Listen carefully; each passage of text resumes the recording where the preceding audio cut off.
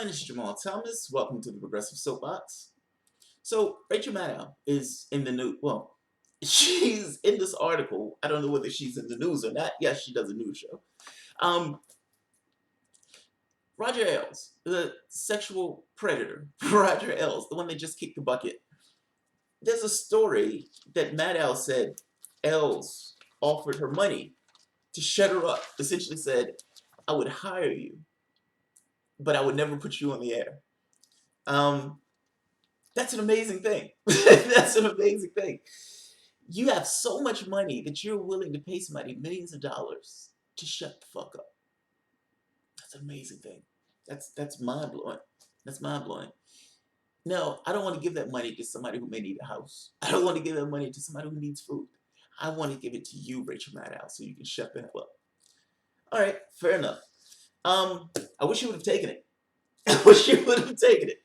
Because she's been screaming Russia and red baiting blurry-eyed like nobody's business for the past 6 months or 4 months, however long Trump has been in office. Um, I'm not trying to talk about the shield in this case. What I want to talk about is, how can I say it? It's this odd way where, let me put it this way. It's kind of hard to explain. From the time you're born to the time you kick the bucket, you're presented with choice, and choice, and another choice, and another choice. You're presented with a series of unending choices. Everything from inhaling, everything from, am I going to walk, talk, whatever. Do something to not do something to whatever. Pick a choice, pick a pony. Now, some of those choices are overt, some of those choices are not. Meaning some of those choices are more subjective, they're more subtle. You make the choice, you don't even realize you make the choice, but you make a choice. So, for instance, in this particular situation, you have Maddow. Maddow is making certain choices. In making those choices, she's able to delineate who she is. It's almost like the choices that you make in a way reveals who you are. It's almost a process of revealing. You go from the time you're born to the time you die, revealing who you are. It's almost like clay being poured over somebody, like time is clay in that sense. You have the capacity to look at those particular choices, make a certain decision, saying, okay, I like this, I don't like this. You change or don't change. And look, this is somewhat monstrous. It's not an easy thing to be a person.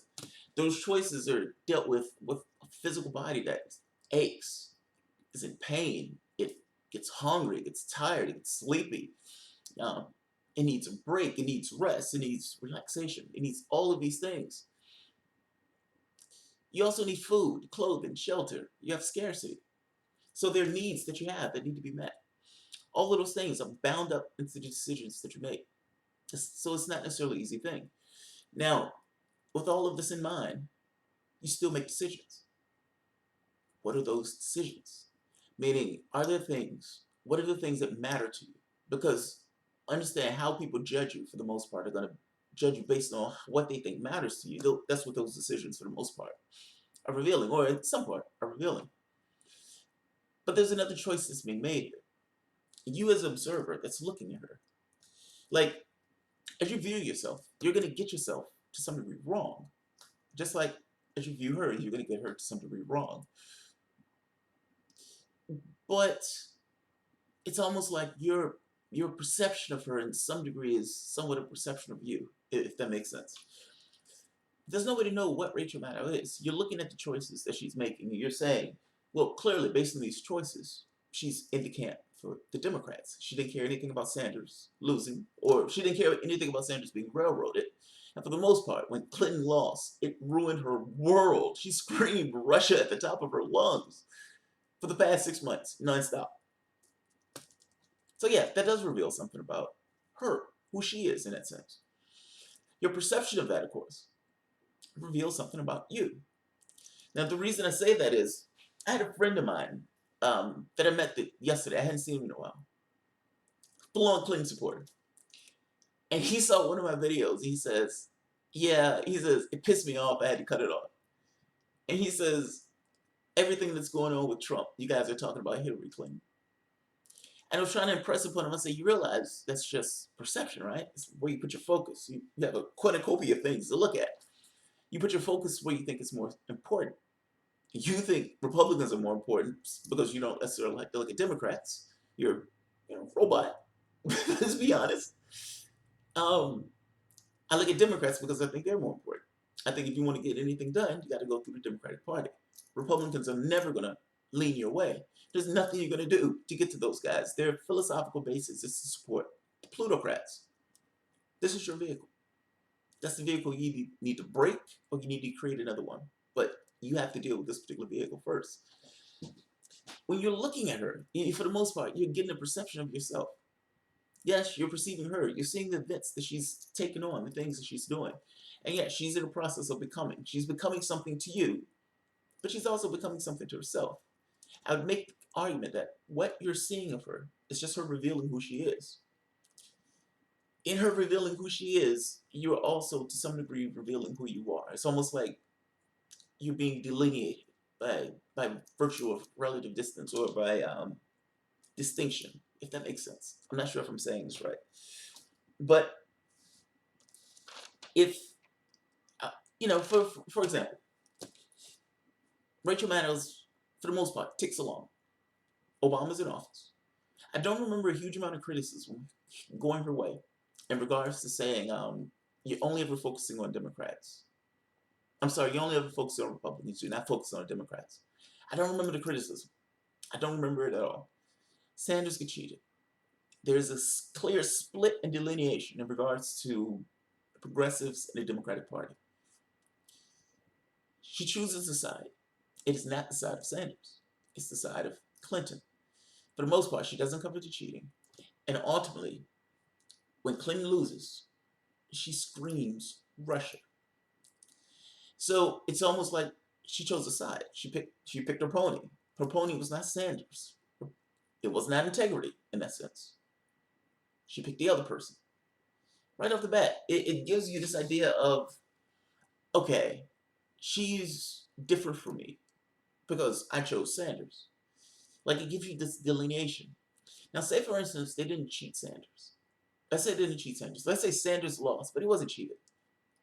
Let's say Hillary Clinton wins, meaning she didn't lose progressive. She didn't alienate the base. None of this stuff took place. And she wins. Rachel Maddow would be able to keep ticking along just fine. I would wager that she probably wouldn't get this much flack as she would if Clinton was in office. Like it's almost the events themselves, by revealing her and delineating her from who progressives are versus who she is based on the side that she chose. It created this level of distance in a sense of progressive. It's like us and them in a sense. It's almost like she chose a side, and from our standpoint, she chose wrong. At the very least, you should have covered both, and you should have covered the cheating in that sense.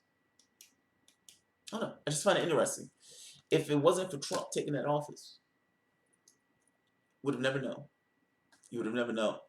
I would even make the case if it wasn't for Obama being in office, you would have never known. I wouldn't even make that case. Because it's you left with this Bush, a Democrat comes in office. This Democrat is supposed to be something completely different. And for the most part, he continues with Bush policies. He moderates some of them incrementally, but ultimately, he stays the system the way it is. He was given wide latitude when he took that office. He could have did. All I'm getting at is he was given wide latitude. The country was primed for change, and he was the change candidate. He ran literally on change. He gave them no change. He gave them no change, or modest change at best. But you see that. And you see all the vagaries that took place during that particular term. And you see her not taking shots at that. And then at the point where he leaves, she gives them this flowery send-off and everything else. And it's like, wait a minute, that's not the perspective of that last president. That's not my perspective at all. Again, all of these things are delineating you from her. So yeah, I guess the dam broke at the point where she chose Clinton. I guess that's when the dam broke. And I don't even think it's because she chose Clinton. I think it's because she didn't really cover the cheating. I honestly do. I think that's the demarcation point. I would wager That's the demarcation point on a lot of this. I would wager that's the demarcation point on a lot of this. It's one thing if your candidate loses. It's another thing when your candidate gets cheated. That's a shock of the conscience. That's a shock of the conscience. You're standing there and you're seeing something. You're completely seeing something. You're observing it. And you're like, wait a minute. I am not the only person who's seeing this. This is completely against the rules. And they are absolutely cheating my candidate at this point. Nothing takes place. What are you going to do? You're going to be pissed. That anger is going to get channeled somewhere. Well, it gets channeled into another party. Just channel into another party. Or, at the very least, getting these people out of their seats. They're calling it a democratic civil war, but it's not. I would argue there's a fundamental difference between Democrats and progressives. It just is. If you're talking about party functionaries and progressives, yeah, there are differences. There are massive differences. In fact, I would wager those should even be two different parties. Progressives are probably more in the Greens camp. Hell, maybe even the socialist camp. They're not Democrats. As Nancy Pelosi said, we're capitalists. We're capitalists. Yeah, they are. They are. I would argue progressives aren't. So, all right, I'll leave it at this. This was slightly rambling. I just found it interesting in the way this thing of revealing who we are. You know, all these choices. It's like one choice after the next, after the next, after the next. And it's like, at some point, you get this idea of, okay, this was me going all the way down the line. It's almost like if you could take your life out and take slits of it, and you can analyze each particular slit for a particular conscious state or consciousness state. I find it interesting personally. So, all right, guys. If you enjoy the content, feel free to share, like, subscribe. You can always support the work through Patreon.